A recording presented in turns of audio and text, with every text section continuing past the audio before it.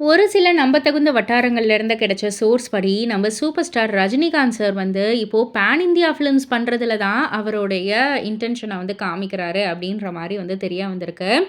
அதாவது வந்து ஒரு ஃப்ரெண்ட்லியா ஒருத்தர் வந்து சொல்லியிருக்காரு, "தலைவா உங்கள வந்து 6லிருந்து 60 வரை டைப் ஆஃப் மூவிஸ்ல வந்து உங்கள திரும்பவும் பார்க்கணும்னு ஆசையா இருக்கு." அப்படின்ற மாதிரி. அதற்கு அவர் ரொம்பவே மெச்சூர்டா வந்து ஒரு ஆன்ஸர வந்து சொல்லியிருக்காரு. அதாவது சினிமா வந்து இப்போ ரொம்பவே பெருசா, வைடா வந்து வளர்ந்துருச்சு.